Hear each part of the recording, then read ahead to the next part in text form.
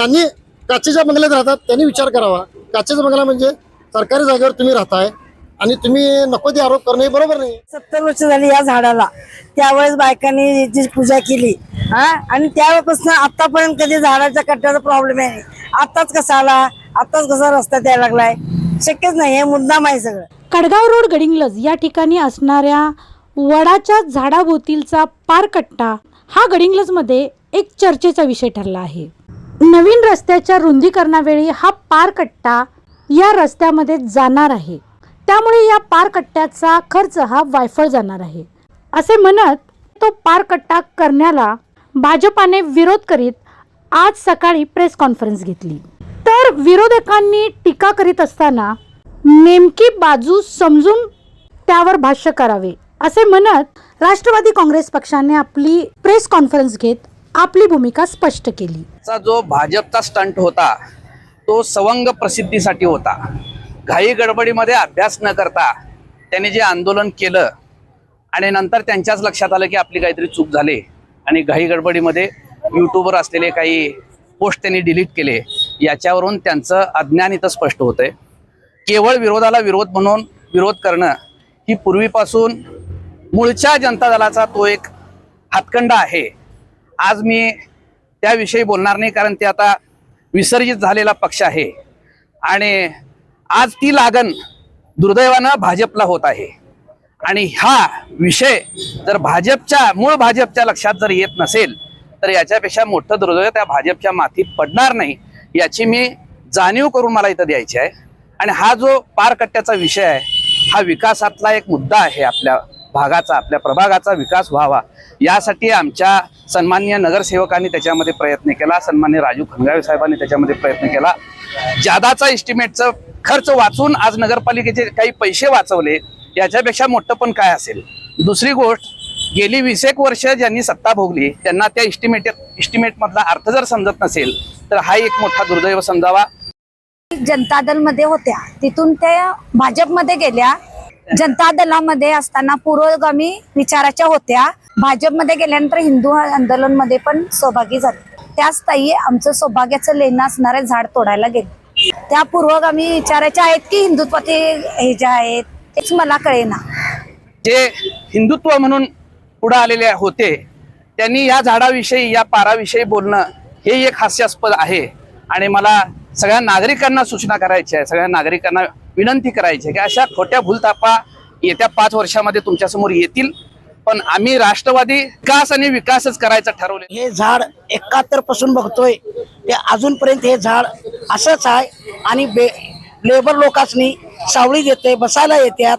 आणि आज माझ्या लग्नाला 55 वर्ष झाली तेव्हापासून हे झाड असतंय, त्याला कुणीही धक्का लावला नाही। आणि आता पुढच्या महिन्यात सगळ्या सभासनी येऊन पूजा करतात। त्या झाडाचं अभिनंदन व्हावं म्हणून या माणसाने केलेलं आहे। त्याच्यात आडवं येता कुणाचाही धक्का नाही, काम नाही। त्या पारकट्ट्यासाठी विरोधकांनी जो प्रपोगंडा केला तो किती निंदनीय आहे आणि चुकीचा आहे हे ह्या परिसरातील सर्वच लोकांना ज्ञात आहे। ज्या ठिकाणी ऐतिहासिक वृक्ष आणि त्या वृक्षाला अनेक वर्षाची परंपरा आणि सातत्यानं त्या ठिकाणी महिलांनी वटसावित्रीच्या पूजेच्या माध्यमातून त्या वृक्षाचं घेतलेलं संरक्षण हा सगळ्यात महत्त्वाचा मुद्दा होता। त्या ठिकाणी नवीन बांधण्यात आलेला कट्टा नसून तो पूर्वी कट्टा होता, तो पूर्वी ज्या परिस्थितीमध्ये होता किंवा त्याची जी पडझड होती ती अत्यंत दयनीय होती। जाता येता तो कट्टा बघितल्यानंतर प्रत्येकाला वाटत होतं की काहीतरी या ठिकाणी थोडंसं रिपेरी होणं गरजेचं आहे। तर तो भाग या ठिकाणी इथल्या प्रभागातल्या सुज्ञ नगरसेवकांनी नागरिकांच्या आग्रह खातर या ठिकाणी त्या कट्ट्याचं सुशोभीकरण करून या वृक्षाला खऱ्या अर्थानं संवर्धन दिलेलं आहे। जो वृक्ष दुर्मिळ होत चालला आहे, ज्या वृक्षाच्या माध्यमातून आपली भारतीय संस्कृती सुरक्षित राहण्यासाठी आम्ही अनादी कालापासून ज्याचा विचार करत आलो, अशा वृक्षाला आणि अशा संस्कृतीला जर छेद देण्याचा प्रयत्न जर होत असेल तर ते प्रथमतः चुकीचं आहे। त्याच्यासाठी जो निधी किती धरला, निधी किती खर्च केला ह्याचा पूर्ण अभ्यास करून त्याचं विवेचन होणं आवश्यक होतं। जो खर्च केलेला निधी आज या ठिकाणी आम्ही सार्वजनिक केलोय, किंबहुना त्या निधीच्या बद्दल सुद्धा त्यांना साशंका असेल तर पुन्हा त्याची पडताळणी करण्याबद्दल काय माझं दुमत नाही। कारण जे कार्य केलंय किंवा जे काम केलंय त्याच्याबद्दल त्यांनी जे टीकात्मक जे बोलतात ते अत्यंत निंदनीय आणि चुकीचं आहे। एवढंच मी त्यांना या ठिकाणी सांगतो आणि त्यांचा मी निषेध करतो। तुमच्या लग्नाला किती वर्ष झाले? 50-60 वर्ष झाले। तेव्हापासून तुम्ही या झाडाची पूजा करताय? मॅडम आपल्याला झाडाबद्दल सांगितलं, ज्या झाडाच्या संरक्षणासाठी महिलांनी अनेक वर्षापासून त्याची काळजी घेतली आणि सातत्यानं या ठिकाणी गेली 25-30 वर्ष किंबहुना त्याच्याही पेक्षा जास्त वर्ष या ठिकाणी वट सावित्रीच्या माध्यमातून त्या झाडाची पूजा केली जाते, त्यावेळी सुद्धा कट्टा होता. या झाडाच्या संरक्षणासाठी तो कट्टा होता. या परिसरातील आया बहिणी ज्या आहेत, वयोवृद्ध आहेत, त्या लोकांना बसण्यासाठी कट्टा होता. त्या ठिकाणी नसलेला कट्टा परत त्या ठिकाणी कट्टा उभा केला, असं कोणत्याही प्रकारचा अनुचित प्रकार या ठिकाणी केला गेलेला नाही आहे. आणि त्याचं एवढं मोठं प्रोपोगंडा करणं हे देखील चुकीचं. 50 ते 60 वर्ष हे वडाचे झाड आहे. इथे आम्ही असंख्य महिला आमच्या पतीच्या संरक्षणासाठी वडाची पूजा करतो, तरी हा कट्टा वाचावा अशी आमची सर्व महिलांची इच्छा. या ठिकाणचा असणारा ऐतिहासिक हा पारकट्टा, या पारकट्ट्यावर कित्येक वर्ष या परिसरातील महिलांनी वटसावित्रीच्या पूजा असो किंवा या ठिकाणी होणाऱ्या निवडणुकीमध्ये देखील यातीलच काही मंडळींना आसरा असणारा हा पारकट्टा, या पारकट्ट्यावर बसूनच लोकांच्या गाठीभेटी घेणारा हा पारकट्टा, असा हा पारकट्टा ज्या वेळेला निर्माण करायचा आम्ही घाट घातला त्यावेळेला 13,52,000चं एस्टिमेट केलं गेलं. यामध्ये बऱ्याच सुविधा करायच्या होत्या, पण या ठिकाणी होणारा रस्ता आणि याचं डिमार्केशन ज्या वेळेला या रस्ता विकास महामंडळानं केलं त्यावेळेला हा पारकट्टा या रस्त्यामध्ये येणार नाही असं ज्या वेळेला त्यांनी सांगितलं, त्याच वेळेला हा पारकट्ट्याचं काम सुरुवात करण्यात आलं. हा पारकट्टा टिकवण्यामागचं या परिसरातील महिला वर्गाची मागणी आणि या परिसरातील असणाऱ्या नागरिकांना आणि या ठिकाणी त्या कट्ट्यावर बसणारे जे या नागरिक आहेत किंवा थोडक्यात सांगायचं झालं तर हमाली करणारे हमाल असो किंवा बसची वाट बघणारे प्रवासी असो, यासाठी हा कट्टा आवश्यक होता. आणि तो 3,85,140 रुपये इतका फायनल खर्च करून केलेला आहे. ज्यांनी हे आरोप केले ते अतिशय हास्यास्पद तर आहेतच आणि बिनबुडाचे आहेत. म्हणजे ज्यांना या नगरपालिकेच्या कार्यभाराचा अनुभव होता त्यांनी अशा पद्धतीचं विधान करणं म्हणजे एक आपल्या बुद्धिमत्तेची कीव या नगरपालिकेतील प्रशासनाला आणि नागरिकांना यावेळी अशा पद्धतीने त्यांचं वक्तव्य होतं. आणि ज्या लोकांनी हे आरोप केले, ज्या पक्षाच्या या लोकांनी जे आरोप केले त्यांनी आपण हिंदू धर्माचे रक्षणकर्ते आहोत, मग या हिंदू धर्माचे रक्षणकर्ता असणाऱ्यांनी या वडाच्या झाडाला का विरोध करावा? म्हणजे यांचं हिंदुत्व जे आहे ते कोणत्या प्रकारचं आहे? म्हणजे दाखवायचे दात वेगळे आणि करायचे दात वेगळे आहेत असं आहे का? अशा पद्धतीच्या या लोकांची खरी परिस्थिती या गडिंग्लज जनतेला कळावी आणि जनतेने समजून घ्यावी. यामध्ये कोणत्याही प्रकारचा डपळा भ्रष्टाचार झालेला नाही. नगरपालिकेचं प्रशासन हे अतिशय उत्तम आणि चांगलं प्रशासन आहे. यामध्ये 1ही रुपयाचा भ्रष्टाचार झालेला नाही असं मी नागरिकांना एक नगरसेवक म्हणून जबाबदारीनं सांगतो. आणि हा कट्टा सुंदर आहे आणि हा वाचणार आणि या परिसरामध्ये ही एक शान बनून राहील अशी मी ग्वाही. गडिंग्लज मध्ये हातावरच्या बोटावर मोजण्या इतकीच वडाची झाडं आहे. त्यामध्ये ह्या भागातील फक्त मरगुबाई मंदिर जवळचं एक झाड आणि MR हायस्कूल जवळचं एक झाड अशी 2च झाडं आहेत. त्याच्यामुळे मरगुबाई मंदिराजवळील जे झाड आहे त्याच्या तिथं भिंत ढासळल्यामुळं तिथं महिलांना प्रदक्षिणा व पूजा व्यवस्थित करता येत नाहीये. त्याच्यासाठी हेच झाड आम्हाला पूजेसाठी व प्रदक्षिणासाठी सगळ्या महिलांसाठी खूप महत्वाचं आहे. ह्या झाडांशी एक ह्या भागातील महिलांची एक अटॅचमेंटच वेगळी झालेली आहे. त्यासाठी ह्या झाडाबद्दल एक आम्ही खूप इमोशनल आहोत. हे झाड आमच्यासाठी काय आहे हे फक्त आम्हालाच माहिती आहे. हिंदुत्ववादी पक्षात असणाऱ्यांनी या प्राचीन अशा कट्ट्याला आणि या झाडाला विरोध करण्याचं कोणतंच कारण नाही.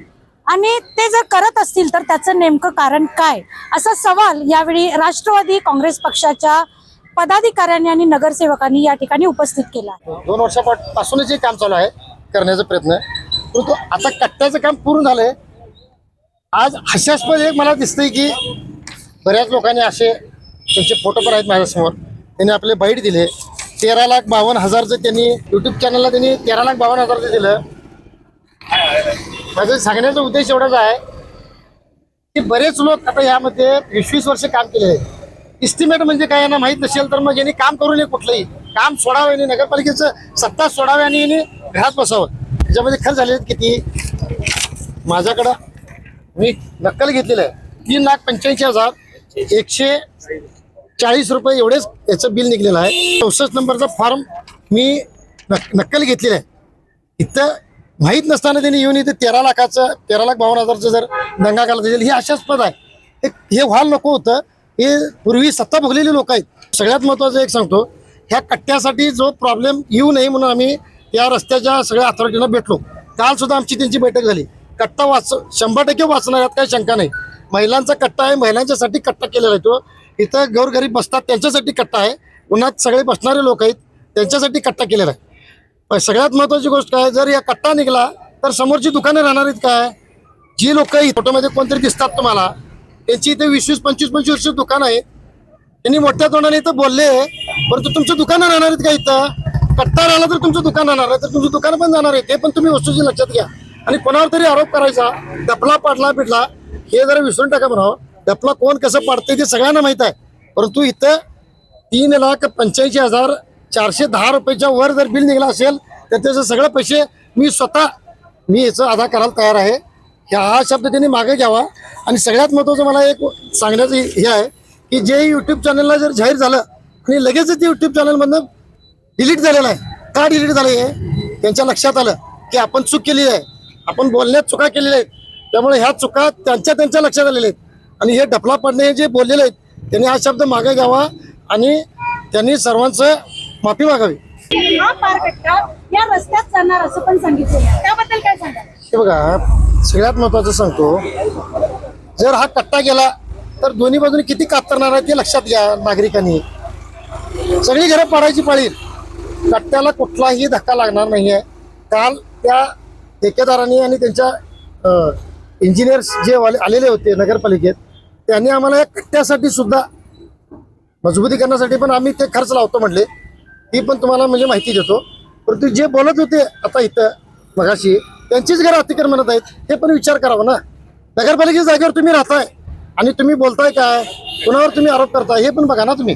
प्रारंभ झाला कट्ट्याचा, त्यावेळेला या कट्ट्याचं एस्टिमेट 13,50,000 असं दिलेलं होतं आणि त्यानंतर लगेचच बदल होऊन 3,45,000 झालं. 13,52,000 त्याचं एस्टिमेट होतं. हे जर कळत असेल तुम्हाला तर मग तुम्ही राजकारण सोडावं. एस्टिमेट 50 लाख होऊ दे, त्याचा संबंध नाही. आम्ही कितीत बसवलंय? 10 लाख रुपये वाचवलेले आहेत आणि कट्टा केलेला आहे, हे समजून घ्या. तुमच्यासारखं आम्ही एस्टिमेट वाढवलेलं नाही. तिथं कुठे 10%, 15% वाढवलेलं नाही. 13 लाख होतं की चौकाचं सुशोभीकरणासाठी आम्ही 13,52,000 रुपये धरलेले होते, म्हणजे नगरपालिकेचे एस्टिमेट होतं. परंतु आम्ही ते काटछाट केलेलं आहे आणि ते 3,85,410 मध्ये हे टोटल कट्टा पूर्ण झालेला आहे. म्हणजे अण्णा हा कट्टा या रस्त्यामध्ये जाणार नाहीये नक्की. हे रस्त्यामध्ये जाणार नाही. संभाजी महाराजांचा पुतळा अन्यत्र गडिंगलजमध्ये चांगल्या ठिकाणी होणार आहे. मी आज हे जाहीर करतो, त्यामुळे तुम्ही त्याची काळजी करू नका. संभाजी महाराज हे नक्की, संभाजी महाराजांचा पुतळा चांगल्याच ठिकाणी होईल. म्हणजे हा कट्टा राहणार हे नक्की 100% राहणार. यात कुठेही धक्का लागणार नाही. जर याला धक्का लागला तर बरेच जणांची घरं पडतील. त्यासाठी नागरिक गट आहेत ना, नागरिकांना माहित आहे काय करायचं ते. जनगर्जना लाईव्हसाठी कॅमेरामन जय्यद सय्यदसह लता पालकर, गडिंग्लज.